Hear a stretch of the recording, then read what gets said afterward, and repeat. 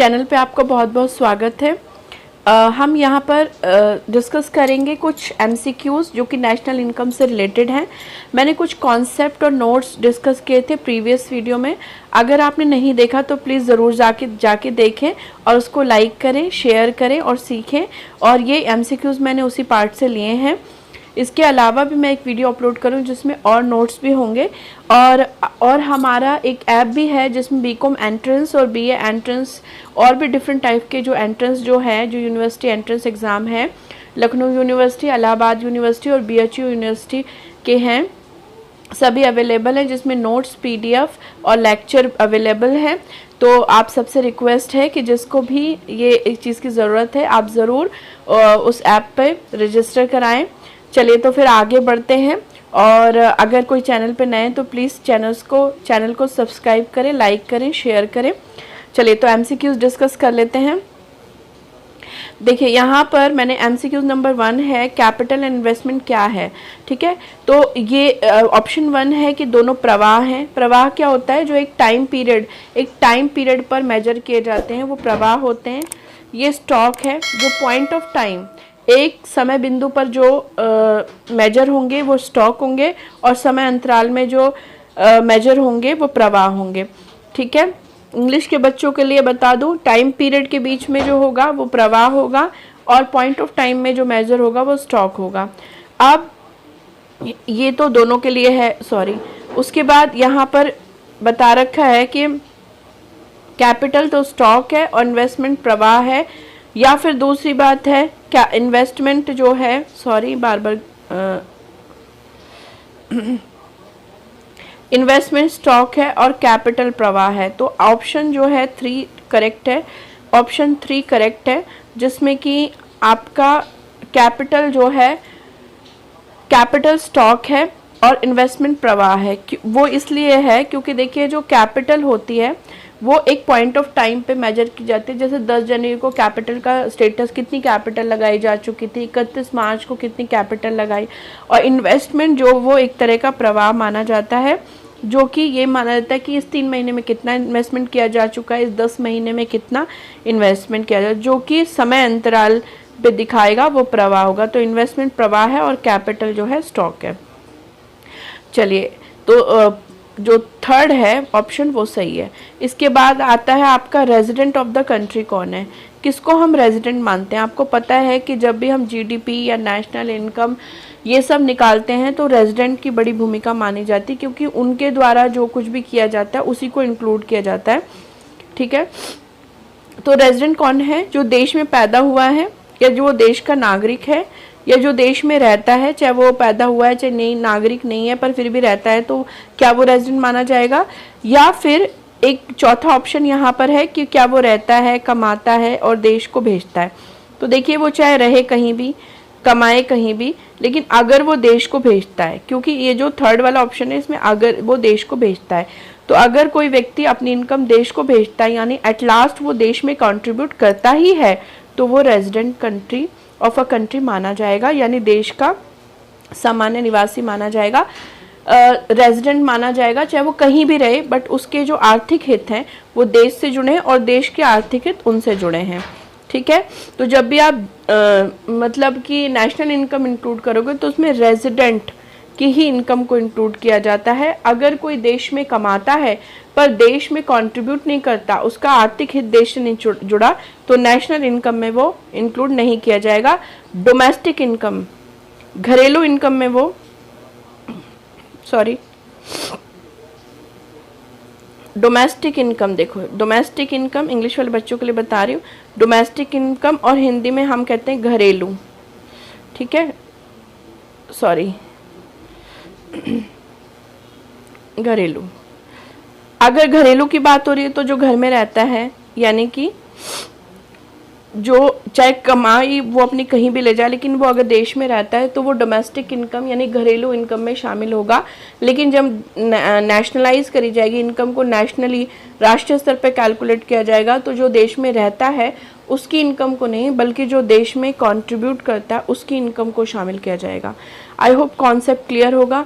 हुआ होगा। तो चलिए फिर और नए कॉन्सेप्ट सीखते हैं, थोड़ा से एमसीक्यूज। और थर्ड है इकोनॉमिक टेरिटरी। देखिए इकोनॉमिक टेरिटरी जो है, इनमें से हम किन को मानते हैं? आर्थिक जो हमारी परिसीमा है उसमें कौन कौन आता है? तो लोग आते हैं, गुड्स आती हैं, वस्तुएं, कैपिटल आती है, उपरोक्त सभी। तो देखिए जब हम आर्थिक परिसीमा की बात करते हैं तो लोगों के बिना तो काम हो नहीं सकते, और वो वस्तुएं और सेवाएं उत्पादन करेंगे, उन्हीं को तो हम बेचेंगे और खरीदेंगे। और कैपिटल, जब कैपिटल लगाई जाती है तभी तो इकोनॉमी डेवलप होती है और वस्तु और सेवाओं का उत्पादन होता है। तो इसका मतलब कि इकोनॉमिक टेरिटरी जो होती है उसमें लोग भी आते हैं, उसमें वस्तुएं भी आती हैं, कैपिटल भी आती है। यानी कि जो अब तक तो आप समझ ही गए होंगे कि हमारा आंसर फोर्थ है, यानी कि सभी को इकोनॉमिक टेरिटरी में हम लेंगे। ठीक है, अब आगे बात करते हैं इकोनॉमिक टेरिटरी जो है एक देश में कौन सी होती है। अब कौन कौन शामिल है तो आपको पता चल गया। ठीक है, अब देखिए ये तीनों ऑप्शन तीनों इकोनॉमिक टेरिटरी के हैं। अब मान लीजिए एमसीक्यूज कोई ऐसा आ गया जिसमें इकोनॉमिक टेरिटरी पूछा गया, सारे ऑप्शन अलग बदल गए, लोग हैं उसमें, तो आप लोग पे टिक कर दीजिए। ठीक है, अब इकोनॉमिक टेरिटरी में एक देश में कौन सी होती है? तो क्या हम ज्योग्राफिकल टेरिटरी को मानते हैं, पॉलिटिकल टेरिटरी को मानते हैं, डोमेस्टिक टेरिटरी को मानते हैं? किसको हम इकोनॉमिक टेरिटरी मानते हैं? हम सभी को मानेंगे। ठीक है, आपने ज्योग्राफिकली देश के जो आपकी परिसीमा है उसके अंतर्गत उत्पादन हुआ। पॉलिटिकली आप कहीं पर कोई प्रोडक्शन यूनिट आपने स्थापित करी है, देश की है वो। ठीक है, पॉलिटिकली हमारी है, हमारे देश से है, तो हमारा किस समझौता हुआ है, तो वहाँ पर भी हमारा देश का आर्थिक हित जुड़ा है, तो वो भी हमारी इकोनॉमिक टेरिटरी है। डोमेस्टिक घरेलू लेवल पे हम कोई चीज़ को कर रहे हैं, तो ये सारे के सारे इकोनॉमिक टेरिटरी हैं हमारी, और ये सब भी इकोनॉमिक टेरिटरी हैं। तो कितना बड़ा एक डेफिनेशन के अंदर कितनी सारी चीज़ें कवर हो रही हैं। और डेफिनेशन अगर कहीं लिखने को आती है तो भी आप ये सबको शामिल कर सकते हैं, और डिफरेंट क्वेश्चन बना के इनमें से कोई शामिल होता है तो आप इसको इंक्लूड कर सकते हो, और एक ओवरऑल आपको आइडिया मिल रहा है कि हम इकोनॉमिक टेरिटरी कहते किसे हैं। ठीक है, क्योंकि देखिए जब हम राष्ट्रीय आय या जीडीपी वगैरह निकालते हैं सॉरी मेरा गला ठीक नहीं है, थोड़ा सा एडजस्ट कर लीजिए, तो वहां पर इकोनॉमिक टेरिटरी जो है और इकोनॉमिक टेरिटरी और रेजिडेंट बहुत इंपॉर्टेंट कॉन्सेप्ट है, तो इनको अच्छे से समझिए। बात करेंगे यहाँ पर जीडीपी, बात करेंगे यहाँ जीडीपी का मतलब होता है gross domestic production, G for gross. ठीक है, ग्रॉस कब होता है? जब डेप्रिसिएशन माइनस नहीं हुआ होता तो उसे ग्रॉस कहा जाता है। ठीक है, डोमेस्टिक यानी घरेलू, प्रोडक्शन यानी उत्पादन। तो gross domestic production market price पे, देखिए मार्केट प्राइस पे आप किसे ग्रॉस डोमेस्टिक प्रोडक्शन मानेंगे? तो इसमें डेप्रिसिएशन इंक्लूड होगा, इसमें ये जो दिया हुआ है, तो हाँ जब ये ग्रॉस है तो इसका मतलब डेप्रिसिएशन में माइनस नहीं हुआ, तो डेप्रिसिएशन इसमें इंक्लूड है। ठीक है, इंक्लूड इसमें क्या इनडायरेक्ट टैक्स इंक्लूड है? हाँ जी बिल्कुल है, बिकॉज जब मार्केट प्राइस पे निकालते हैं तो इनडायरेक्ट टैक्स ऐड करने के बाद ही निकालते हैं, तो ये अगर मार्केट प्राइस पे है तो इसमें इनडायरेक्ट टैक्स भी इंक्लूड है। ठीक है, इसमें बोल रहे हैं कि एक्सक्लूसिव यानी हटा दिया गया है सब्सिडी को। तो देखिए जब ये मार्केट प्राइस पे हम किसी भी कॉस्ट को लाते हैं, अगर आपने नोट्स पिछले वाले देखे होंगे तो मैंने बताया था कि मार्केट प्राइस पे जब हम लाते हैं तो इनडायरेक्ट टैक्स को ऐड करते हैं और सब्सिडी को माइनस करते हैं। तो इनडायरेक्ट टैक्स इसमें इंक्लूड है यानी बी भी सही है, और सब्सिडी इसमें से माइनस है यानी सी भी सही है। तो यानी कि जब हम जीडीपी अगर हम मार्केट प्राइस पे ले रहे हैं तो ये सारे ही पॉइंट सही हैं, असली answer all of the above है। तो आई होप किसी को कोई दिक्कत नहीं हो रही होगी। अगर हिंदी के बच्चों को कोई चीज़ समझने में दिक्कत आई है, किसी को भी समझने में दिक्कत आई है, तो आप कमेंट बॉक्स में पूछ सकते हैं। जीडीपी जो है नेक्स्ट क्वेश्चन नंबर 6 है जीडीपी मार्केट प्राइस। ठीक है, इसी तरह का क्वेश्चन देखिए, GDP gross domestic production market price पे लिया गया है। अब ये इसमें पूछ रहे हैं कि अगर सब्सिडी 5 है और डेप्रिसिएशन 10 है तो एनडीपी बताइए। जीडीपी और एनडीपी का फर्क क्या है? देखिए जीडीपी कोई फर्क ज़्यादा नहीं है, ये भी डीपी है, ये भी डीपी है, वो भी डोमेस्टिक प्रोडक्शन है, ये भी डोमेस्टिक प्रोडक्शन है। सिर्फ जी और एन का फर्क है, और जी फॉर ग्रॉस और एन फॉर नेट, यानी कि उसमें ये जो जी है इसमें डेप्रिसिएशन ऐड है और एन में से डेप्रिसिएशन हटा दिया गया है। ठीक है, दोनों ही दोनों मार्केट प्राइस नहीं, ये मार्केट प्राइस पे, ये फैक्टर कॉस्ट पे है। तो देखिए मार्केट प्राइस और फैक्टर कॉस्ट में क्या चेंज होता है, मार्केट प्राइस पे है तो इसका मतलब सब्सिडी माइनस हो गई है, और अगर फैक्टर कॉस्ट पे है तो सब्सिडी ऐड है और एन में से डेप्रिसिएशन हटा दिया गया है। ठीक है, दोनों ही दोनों मार्केट प्राइस नहीं, ये मार्केट प्राइस पे, ये फैक्टर कॉस्ट पे है। तो देखिए मार्केट प्राइस और फैक्टर कॉस्ट में क्या चेंज होता है, मार्केट प्राइस पे है तो इसका मतलब सब्सिडी माइनस हो गई है, और अगर फैक्टर कॉस्ट पे है तो सब्सिडी ऐड है। तो अगर आपको फैक्टर प्राइस पे निकालना है तो आप क्या करेंगे तो देखिए मार्केट प्राइस में सब्सिडी माइनस है। ठीक है, तो आपको करना क्या पड़ेगा, आपको सब्सिडी ऐड करनी पड़ेगी। ठीक है, सब्सिडी ऐड करनी पड़ेगी क्योंकि आपको फैक्टर कॉस्ट पे निकालना है तो सब्सिडी ऐड करनी पड़ेगी। और दूसरी बात, आपको डेप्रिसिएशन, क्योंकि आपको ग्रॉस है और आपको नेट बनाना है तो आपको डेप्रिसिएशन माइनस करना पड़ेगा। ठीक है, तो आप करेंगे क्या, फाइनली देखिए 125 में आप माइनस कर देंगे, सॉरी ऐड कर देंगे सब्सिडी, क्योंकि आप फैक्टर कॉस्ट निकाल रहे हैं, और डेप्रिसिएशन को माइनस कर देंगे, यानी 10 को माइनस कर देंगे, तो आपका फाइनल आंसर जो है 120 हो जाएगा। ये आपका नेट डोमेस्टिक प्रोडक्शन बनेगा। ठीक है, फैक्टर कॉस्ट पे। तो यानी कि आप देख ही रहे हैं कौन सा आंसर आपका सही है, 120, जो कि बी है। ठीक है, अब ध्यान रखिएगा कि जब जीडीपी मार्केट प्राइस पे दिया हो तो सब्सिडी को आपको प्लस करना पड़ता है और डेप्रिसिएशन को आपको माइनस करना पड़ेगा, तो net domestic production factor cost पे निकल आएगा। आई होप सबको क्लियर हुआ होगा। और चलते हैं, अब यहाँ पर आपका लिखा हुआ है इकोनॉमिक एजेंट जो होते हैं आर्थिक माध्यम। ठीक है, इकोनॉमिक एजेंट कौन होते हैं, आर्थिक माध्यम। किनको कहते हैं हम, गवर्नमेंट को कहते हैं, हम कंज्यूमर को कहते हैं, प्रोड्यूसर को कहते हैं, ऑल ऑफ द अबव। देखिए इकोनॉमी में माध्यम कौन माने जाएंगे, जो इकोनॉमी में कंट्रीब्यूट करेंगे, जिनकी वजह से इकोनॉमी चलेगी।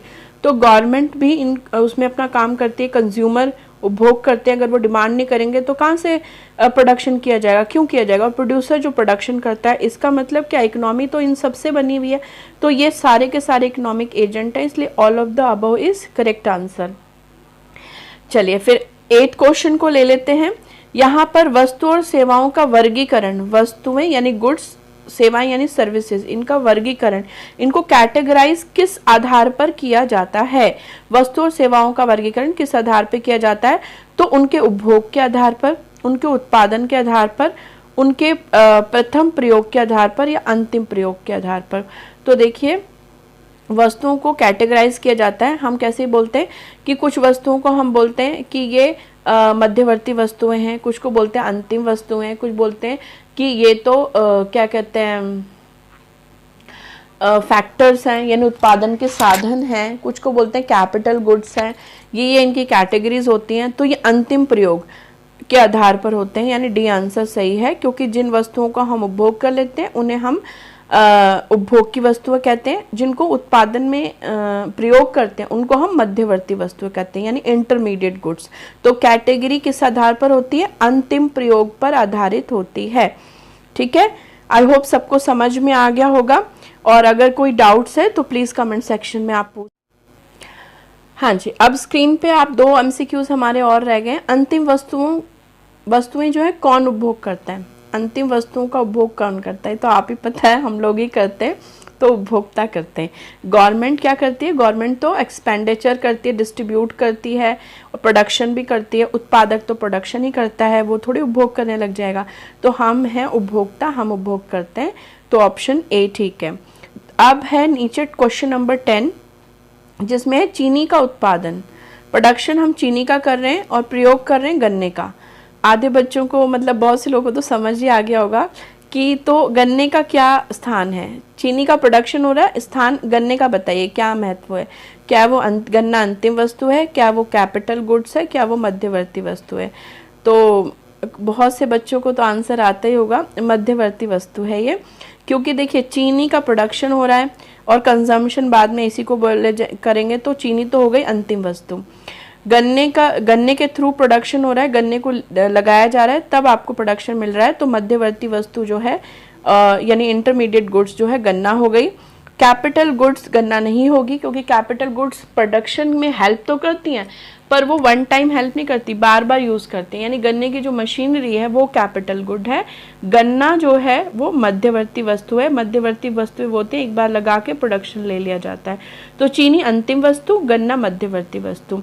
आई होप सभी को क्लियर हुए होंगे कॉन्सेप्ट।